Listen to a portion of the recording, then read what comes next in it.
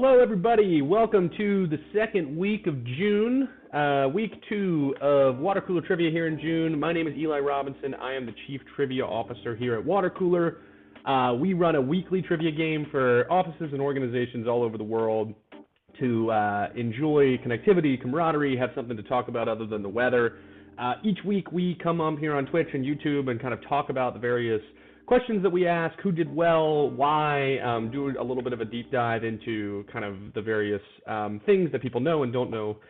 If you have any questions, you can always reach me at Chief Trivia Officer on TikTok or the various social media platforms, or shoot us an email, come visit us at watercoolertrivia.com. We have a 4-week free trial available for anybody that wants to give us a shot.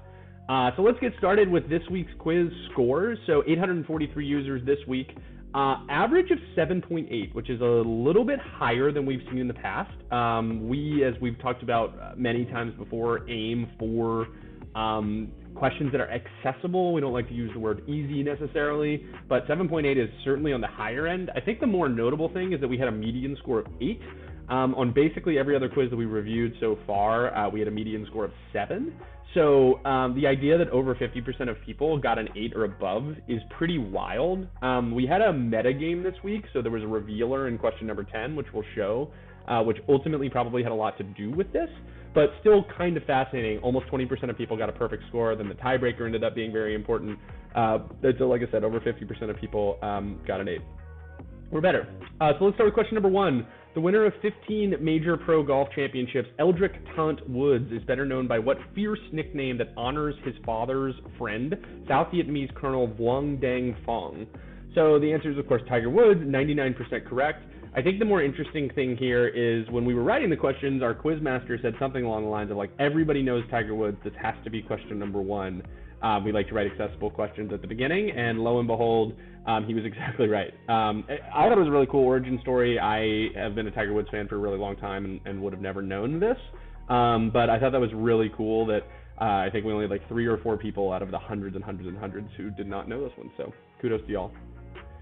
Question number 2, it's not a curse. Ms. Waldorf from Gossip Girl, the titular witch from a 1999 film project, and speed skater Bonnie all share what name? So if you played our game before, you like the, we'd really like the share name question. This was really surprising. Like, we like to ask questions that are in the 90% to begin, and this was, a little bit more difficult than we would have expected. One thing that we made a decision of was to include a photo of Blair Waldorf instead of a photo of the Blair Witch Project or Bonnie Blair. I think that if we would have included a Blair Witch Project photo, I'm guessing this would have been a lot higher. The reality is, I think Blair Waldorf is the least known of these 3, and the Blair Witch Project is like definitely something that a ton of people know, but the way that the question reads of titular witch from a 1999 film project, I think threw people off. Also, project was a hint, but I don't think people really realized what was going on there. A lot of mismatch of wrong guesses. I really liked a particular answer we got. Blair, thanks for question 10. I would have missed this otherwise. So when we get to question number 10, you'll see what happened. But very cool that someone answered this way. All right, question number 3. The wreck of the steamship Helena sits in Big Fork, almost 200 miles away from the capital city of Helena, in what Big Sky country state? So lots of clues here, including an outline of the state, the capital of the state, the nickname of the state, and still only 86% correct, which is a little bit surprising. I mean, we usually see geography people do fairly well, although 86% is a little bit lower than we would expect. There was someone who said when they answered it, Montana. For extra credit, there are 3 Costco clubs in Montana. So we don't really have extra credit per se here at Water Cooler, but I thought it'd be pretty cool to call this person out. Yes, I'm not going to check their information on this, but ostensibly there are 3 Costco clubs in Montana. So 86%, a little bit lower than we would have expected, but pretty straightforward question. Number 4, minced in a pesto, fully leaved atop a marinara sauce. Either way, you first desim what B word herb that goes in both sauces. This is basil, 98% correct, straightforward as it gets. Should have been an earlier question. Number 5, pro-war politicos swooping Eli Moskowitz on Cobra Kai and Atlanta's NBA team share the distinction of being referred to by what 4-letter bird of prey? So this is unfortunately very similar to like the Blair question a little bit earlier, so a little bit on me for messing this up. I would have preferred to have kind of clued this a little bit different. You'll see when we get to question number 10 why that was hard. Of course, the answer here is hawk. This was way easier than I would have thought. And going to my like question ordering out of whack, like the two 80s probably should have been farther down the quiz, and the two 90s should have been higher up the quiz. This was just, I guess everybody knows the Hawks. I'm assuming Pro-War Politicos and Cobra Kai weren't that revealing, but still pretty impressive with people 95% correct on this one. Question number 6.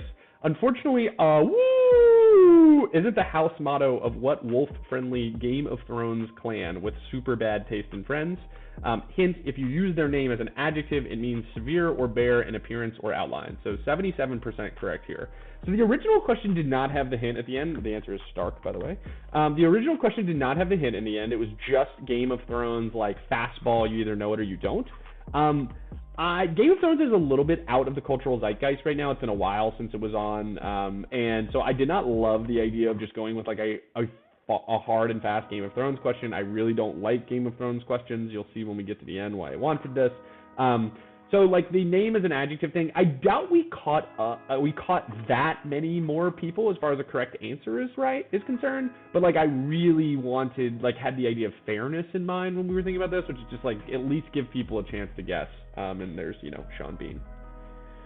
Question number 7, sings a tad better is a handy mnemonic for remembering the highest to lowest vocal ranges in a 4-part harmony. The S in sing stands for what vocal range? So the B is bass or baritone, the T is tenor, the A is alto, and of course the S is soprano. Would not have guessed that so many people got this right, and a lot of misspellings were soprano, but like, yeah, kudos to everybody for really knowing what the vocal ranges were.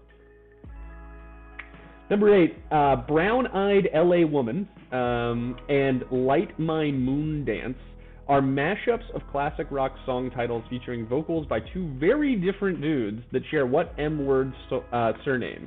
So these, you see Jim Morrison on the left and Van Morrison on the right, unrelated, I believe, in any capacity. 77% correct. Really nice to see. Like I would have thought that this was like a little bit more difficult. I guess songs like Moon Dance and LA Woman and whatever, Light My Fire are popular. I really want to know about the picture. Like I think Jim Morrison is like a fairly distinct looking man. Van Morrison's gone through a lot of various looks. Jim Morrison, of course, has been dead for a very long time. 77% is pretty impressive, especially since it's like it would be like somewhat difficult to cheat on this one because there's no like instant Google things, but still pretty impressive that people did this at 77%. Obviously, as you've heard pretty from the beginning, like people did very well in this quiz, so kudos to them. Number 9, Monopoly, Bop It, Ouija, and Trivial Pursuit are some of the games Hasbro picked up in their 1991 acquisition of what Brothers Gaming Company? So this is one that I actually thought was going to be a lot easier. The company is, of course, Parker Brothers. I guess there's not that many brothers in the gaming world, which is I thought people were going to be like, okay, Brothers Games, it's Parker Brothers. So I don't know if there's like, somebody from Hasbro's marketing department that is, playing trivia or thinking about this, but your brand, Parker Brothers, is not as ubiquitous as I would have thought. Maybe they've retired it. I actually don't really know the answer to that, but I looked up some fun facts on Parker Brothers. Apparently it was one guy, it was like Mr. Parker, and then he brought his brother in later, so I don't really remember what the company was called before the brother, or I think it was 2 brothers. Total, or 3 brothers total when it's all said and done got involved, but Parker Brothers is the name of the game company. All right, number 10. On June 12th, Radio City Music Hall will host the 75th edition of what theater award show? While shows like A Strange Loop or the Lehman Trilogy are actually up for the awards, we'd like to think that the answers to the previous 9 questions should be eligible as well. Get it. All right, so a lot happening in this question. So let's start with the most straightforward, which is that like there is a trivia question here, which is on June 12th, Radio City Music Hall will host the 75th edition of What Theater Award Show. So those are the Tony Awards. You can see a picture of Radio City down there. We battled putting Broadway or whatever, but like I love that the answer to this is that we got 82%. Like that seems to me like about exactly where you would want a question like this to be. Okay, so then part 2, while shows like A Strange Loop or the Lehman Trilogy are actually up for the awards. So this is like a teaching thing. So this year in the Tonys, there aren't like premium shows that are up for awards, or shows that like everybody knows. This isn't like a Hamilton or a Book of Mormon or a Wicked or something like that. So I really like the idea to like show some, like almost do like a mini homage to the fact that these plays and musicals are like very impressive. So like I hope that in the future we can continue to kind of like highlight where we think there could be gaps in like the general public's knowledge of what's happening in the world. So we were really happy to be able to include that. And then it says, we'd like to think that the answers to the previous 9 questions should be eligible as well. Get it. So this is the first time, so like literally the last words in question number 10 is where you're introduced to the fact that there was a meta game going on, that it wasn't just 10 unique questions. And if you go back to the woman in question number 2 who said, thank you for question number 10, because that's the only reason I would have gotten this, it's like, aha, like something happened here. Now, we included the word get it because we're new to the metagame world. This is the second time we've ever done it. And so I think we want to be very heavy-handed in the way that we clue metagames when they happen. I think that for your average person who's like never really done trivia or whatever it may be, I think this is a bit of a surprising thing to see. I was talking to our CTO, and he did not pick up on this, and nor should you be conditioned to do so. In the crossword world, like stuff like this happens all the time. Like this is like in crossword puzzles, like this is exactly how they work. But for us, like this is like the big moment, right, where everything kind of fell into place. So if you go back and it says the answers to the previous 9 questions should be eligible as well, you'll see that the last 9 answers were Tiger, Blair, Montana, Basil, Hawk, Stark, Soprano, Morrison, and Parker. And these are all famous Tonys. Tony the Tiger, Tony Blair, Tony Montana, Tony Basil, the singer, Tony Hawk, Tony Stark, Iron Man's alter ego, or Iron Man is Tony Stark's alter ego, Tony Soprano, Tony Morrison, and Tony Parker.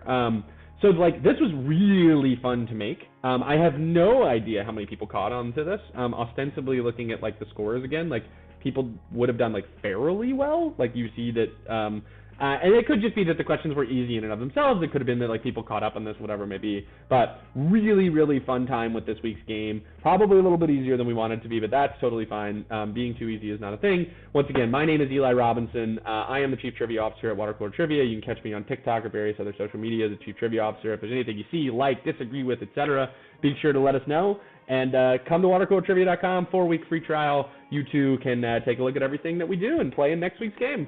Otherwise, have a great week. See you next time.